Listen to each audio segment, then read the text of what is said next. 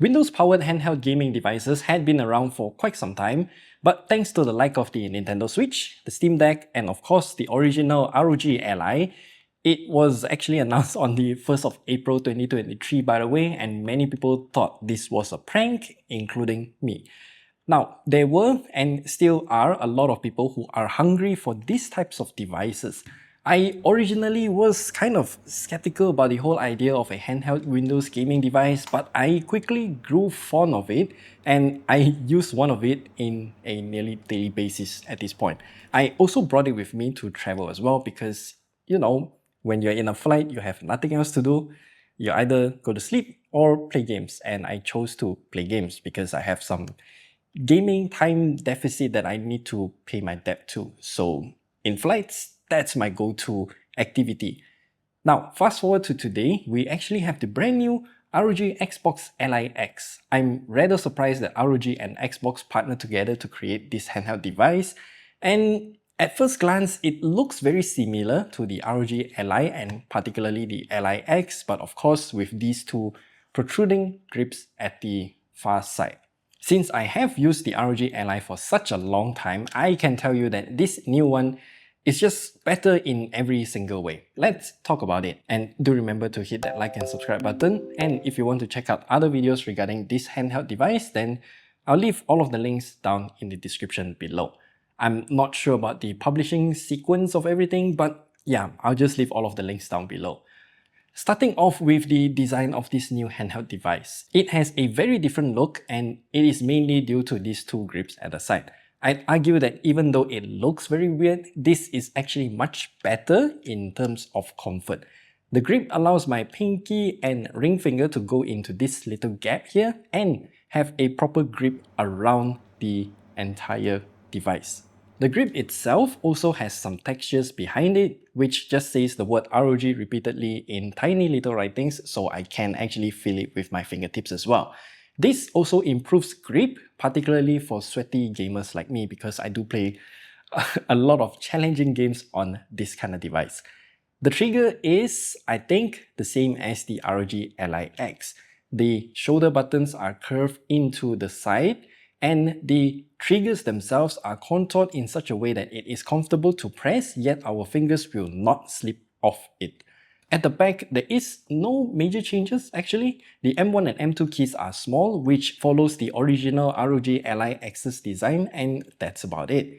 Looking at the front, the position of the joysticks with RGB and face buttons remain the same asymmetrical design, and I absolutely love this.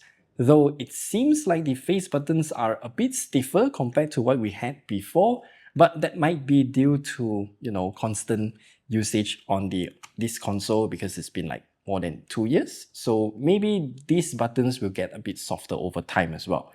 We also have the brand new Xbox button on the left side here as well, as that brings up the new Xbox app. We have talked about it extensively in yet another video, so check that out after watching this video. Another thing I want to highlight is these 4 buttons here. Compared to the ROG Ally, they're kind of swapped in terms of position.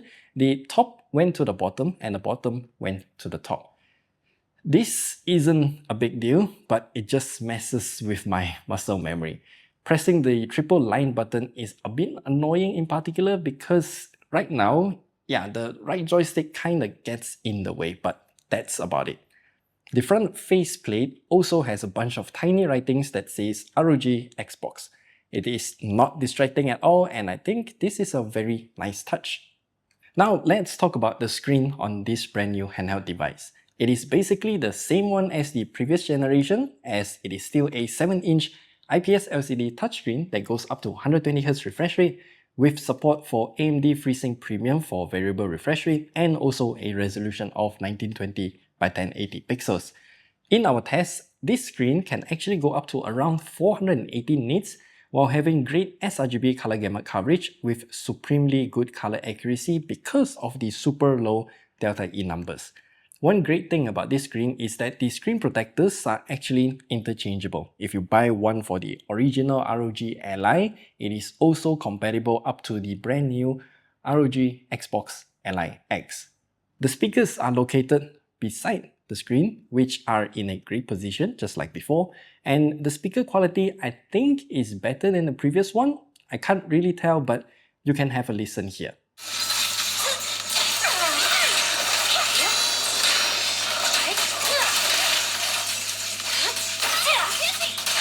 Now, you're the prey. The ports at the top is a huge upgrade over the original ROG Ally.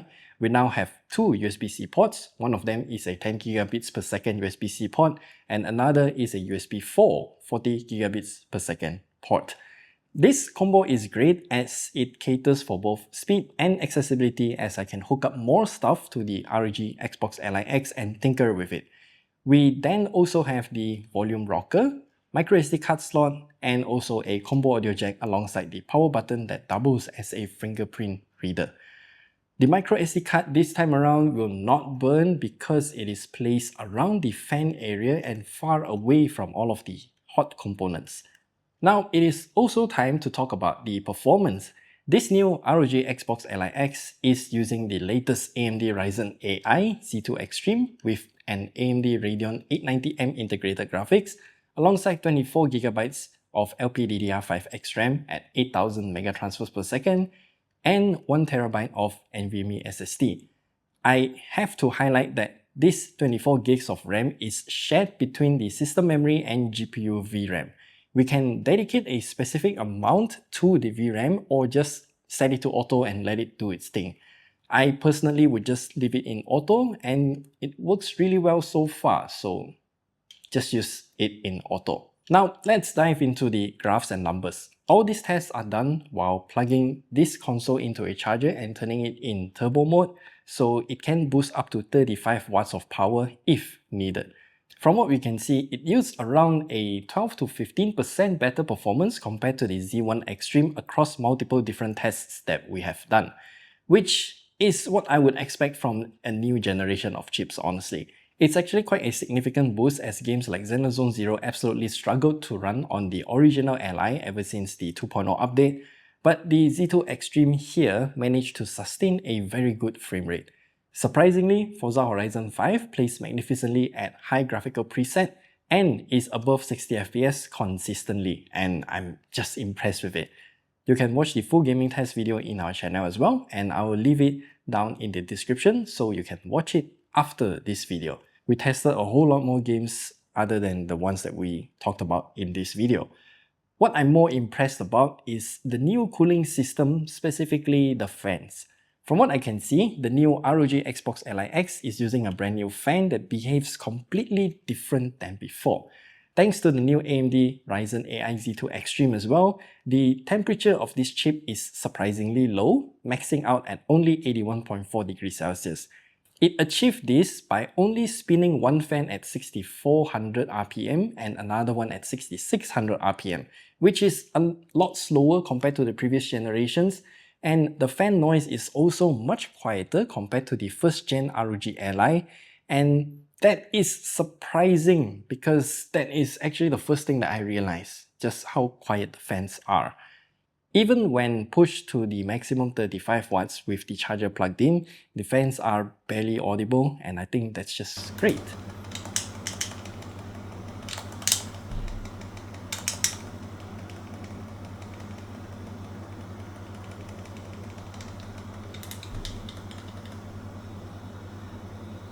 As for the battery life, we get the same 80 watt hour as the ROG Ally X, not the Xbox, and we're getting about 2 hours of usage. The battery life is virtually identical since we're pushing it to the maximum 25 watts TDP all the time. However, since the Z2 Extreme is much more power efficient than the Z1 Extreme, you can expect longer battery life when playing the same game with the same settings that don't max out at 25 watts limit. Let's just say Hollow Knight Silksong, for example. That would last a lot longer on the new ROG Xbox Ally X with the Ryzen AI Z2 Extreme compared to the Z1 Extreme. Now, let's also talk about the charging time for this handheld device. It comes with a 65 watts charger in the box, which charges from day to completion in slightly less than 110 minutes. The charging curve is rather interesting as it goes up to around 62 watts at most, from around like 3% to 53% charge. And then there's a weird slope before completing the entire charging cycle by slowing down the charging speed. But the ROG Xbox Ally X can actually support up to 100 watts as a form of fast charging. So you just plug in a 100 watt charger to this handheld device and then you get fast charging. So we redid the test, and from what we can find out, it takes around 90 to 94 watts before cutting off the wattage by half and going back up again. Probably this is due to the heat from the battery, and after that it follows the same trend of that weird slope upwards and then slowing down the charging speed to complete the charging cycle. Now, using the 100 watt charger takes about 10 minutes less to reach the 100% mark, but actually, the real benefit of using this kind of 100 watt fast charger is to reach the 50% mark faster. Again, it's a form of fast charging and we technically can choose if we want fast charging or not. Just connect it to whatever charger that you want. Of course, upgrades and repairs will eventually need to be done on the ROG Xbox Ally X. We have a full video where we took it apart and see what can be done inside, and you can find the link down in the description below as well. In summary, opening it up is real simple and the internals is really clean. The joysticks uses a new module and the battery is secured by only 5 screws, and the M.2 2280 SSD can also easily be taken out and upgraded if needed. The fans are directly in front of us, so cleaning them up is also easy. One thing I need to highlight is just to be careful when removing the back panel, as there is a ribbon cable that connects from the motherboard to the back panel. So don't just rip off the back panel when you open it up. And finally, should you buy the ROG Xbox Ally X?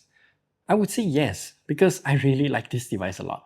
The new grips are so much more comfortable than before, and ROG is going for function over form.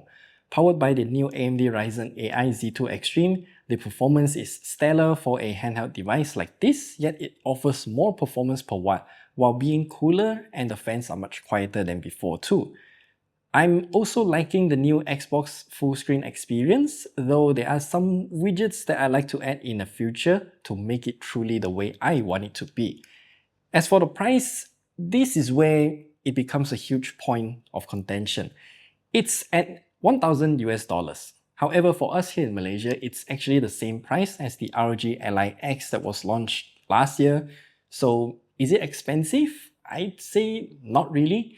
We can still do everything that we want to do on a laptop, since this kind of handheld device is essentially just a laptop in the form of a handheld gaming device. Because if you take out the keyboard and trackpad, replace it with controller, buttons and whatnot, then you get this kind of device. We can still convert it back to a laptop by plugging in a dongle or get the ROG Bulwark dock and use it that way too. One thing I know for sure is that this ROG Xbox Ally X is a much better deal than buying the brand new latest flagship smartphones just to play Windows games. But hey, that's just my opinion, and do let me know what do you think about this brand new ROG Xbox Ally X down in the comment section below. Share your thoughts about the new design and performance, the Xbox full screen experience and everything else down below. Remember to hit that like and subscribe button, and we'll see you guys in the next video.